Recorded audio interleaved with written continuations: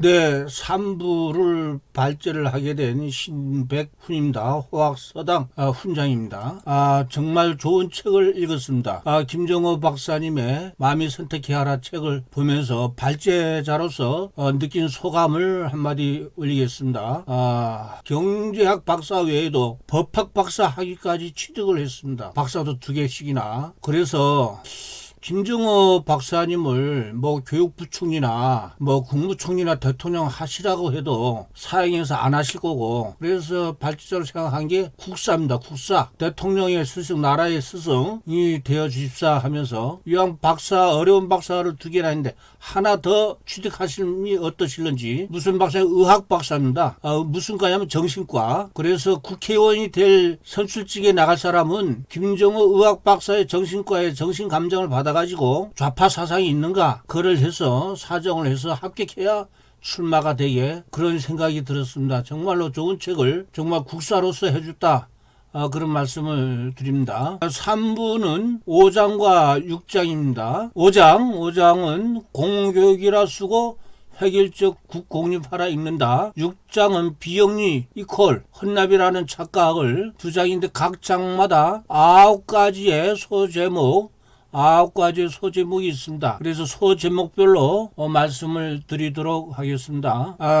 5장 첫 번째, 공교육이라 쓰고 획일적 국공립하라 읽는다 한 첫 번째입니다. 유치원 아이들의 위대한 성취입니다. 자연 생태습 유치원에서 그 유치원 원생들이 건의도 하고 해서 이런 멋진 놀이터를 만들었다는 겁니다. 이렇게 된 훌륭한 사례가 나온 것은 사립유치원이어서 가능하다. 즉 사립유치원의 장점은 그 다양성을 우리가 얻을 수가 있다. 다양성을 필수인 사회에서는 돼야 되는데 그 다양성이 파괴되어 가고 있다는 겁니다. 무상교육을 핑계로, 교육비 지원을 핑계로 해서 국공립의 유치원 교육과정과 동일하게 짝퉁이 되게 하니까 이런 다양성은 이제는 다 없어지게 됐다는 겁니다. 다음 2번째는 획일하러 치닫는 유아공교육입니다.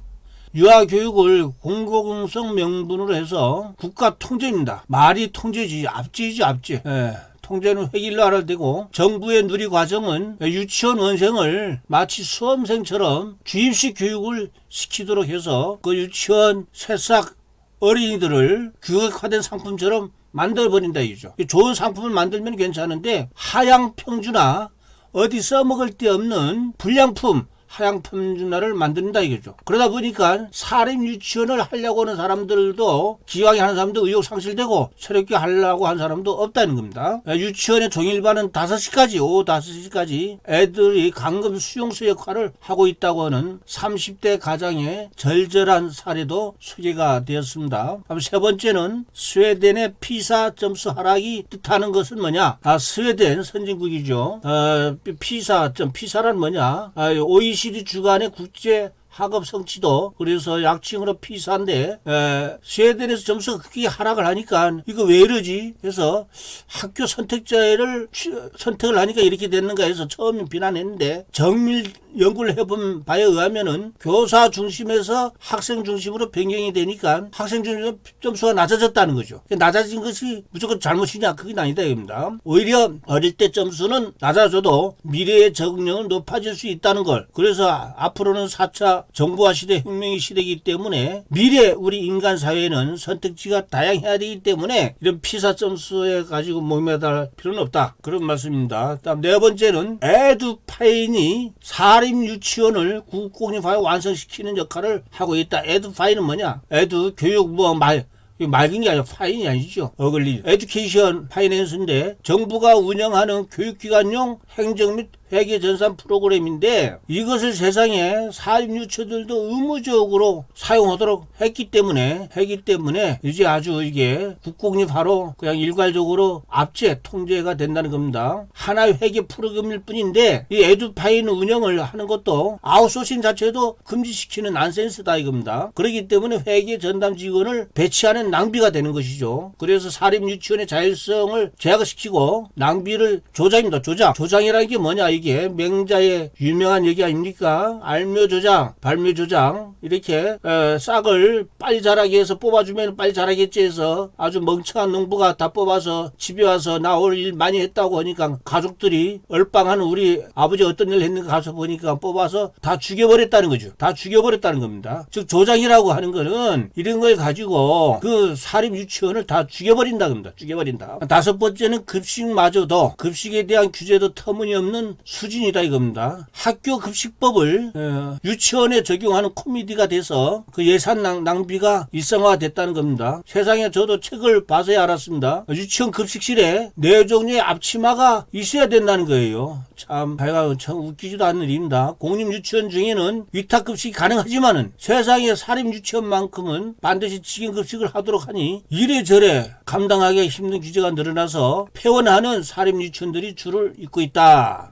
다음 여섯 번째, 공무원화 되어가는 사립 유치원들. 공무원들이 지시를 따라야 하기 때문에 세상에 공무원들처럼 보고서 서류가 늘어나는 병폐가 만연되어 있는 게 대한민국 유치원 현실입니다. 하루 종일 서류 작업하다가 귀가하는 경우도 너무 많고 교육청 요구자료가 너무너무 많다는 것이죠. 국회 요구자료도 많고 저도 직장 다닐 적에 국정감사 기간에 국회의원들 국정감사 요구자료 정말로 엉터리 자료들 때문에 전 직원들이 야근하고 밤샘하고 그런 게 있었습니다. 전수 동당 등등으로 참 이런 어처구니없는 일이 일어나고 있는 겁니다. 다음 일곱 번째, 학부모가 원하는 것은 무상교육에다가 다양성인데 지금 이런 식으로 돼버리면은 유치원은 끝난 후에 학원 보내지지 않더라도 유치원에서 모든 해결해주기를 바랄 수 있지만은 그런 수요를 충족칠 수 있는 것은 사립 유치원밖에 없다는 겁니다. 공립 유치원들이 학부모들이 요구에 신경이나 쓰나요? 둔감할 수밖에 없죠. 공립 교사들은 학부모보다는 상급기관, 감사 각종 규정들 더 중요할 수밖에 없다는 겁니다. 다음 여덟 번째는 현재 예산으로 모든 아동의 하루 10시간 무상교육이 가능하다는 겁니다. 이게 아주 김정호 박사님의 아주 대박 아이디어입니다. 가능한 이유가 공립 유치원의 교육 단가가 사립 유치원보다 압도적으로 높다는 거죠. 공립 교사들 월급 주느라고. 국공립 유치원이 워낙 1인당은 114만원,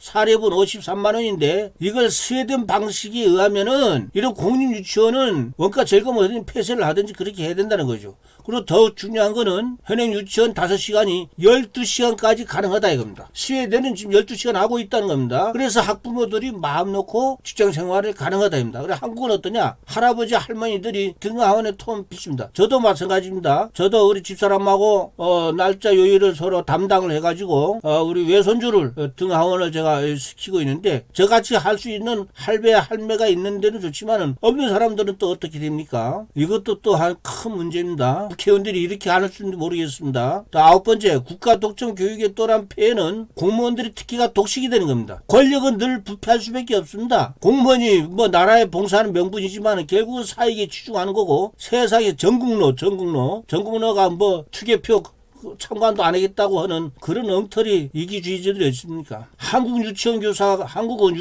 천국이라는 거죠. 국제적으로 유치원교사들을 비교해보니까 대한민국은요 시짤 급록입니다. 시짤 급록. 제가 사자성어. 일하는 시간은 짧고 연봉은 엄청 높아요. 대한민국이. 그래서 대한민국 천국이다. 그러면서 사립 유치원은 마녀사냥으로 소멸하게 돼서 유아교육의 다양성이 종말을 구했다. 다음은 제 6장입니다. 비영리 헌납이라는 착각인데 처음에는 첫 번째 건물 일은 상동 유치원과 건물 살림 동아 유치원 사례를 보는데 세상에 유치원을 하고 있는 건물은 거기서 임대료 수입을 내서는 안 된다는 겁니다. 세상에. 그러면 그런 큰 재산을 헌납할 사람이 얼마나 되냐 이겁니까? 얼마나.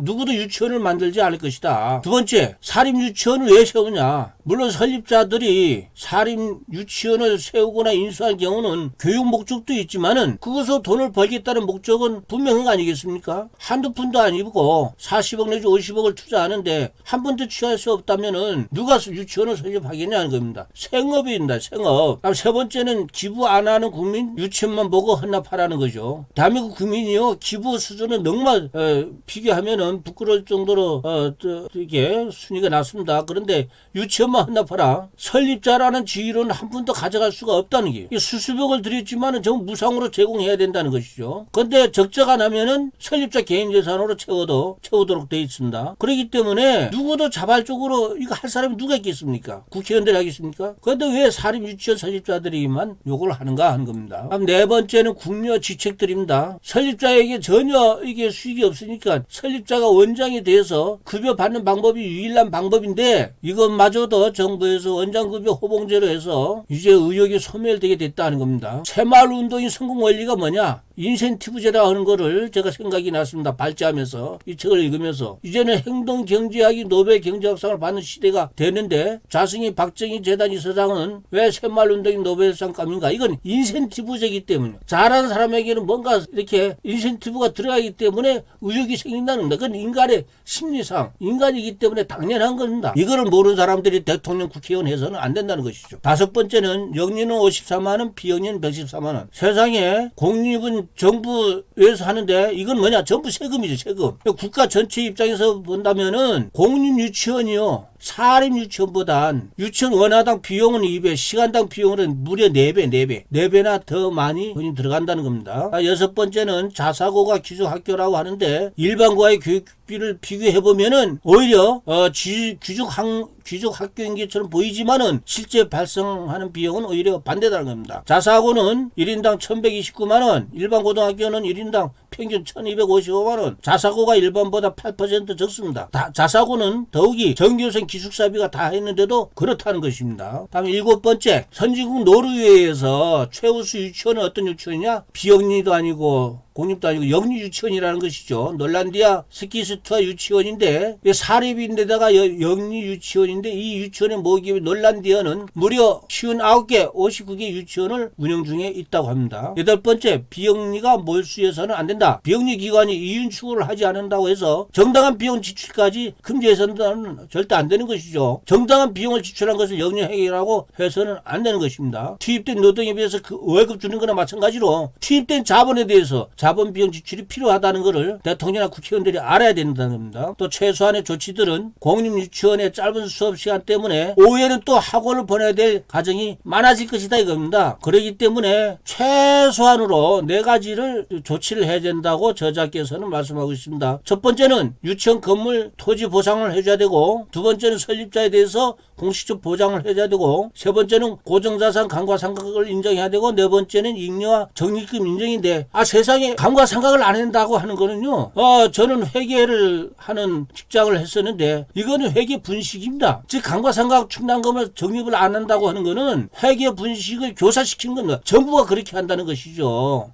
범죄를 저지르도록 하는 거나 마찬가지라는 얘기입니다. 예, 이걸 보면서 참 답답한 생각이 들었습니다. 정말로 우리 김정호 박사님 좋은 책을 써주셔가지고 나도 앞으로 책을 쓰려면 이렇게 아주 생생하게 아주 쉽게 또 감명하게 썼습니다. 이거를 귀감 삼아서 저도 앞으로 이런 식으로 책을 써야겠다는 생각이 들었습니다. 자, 여기까지 3부였습니다. 감사합니다.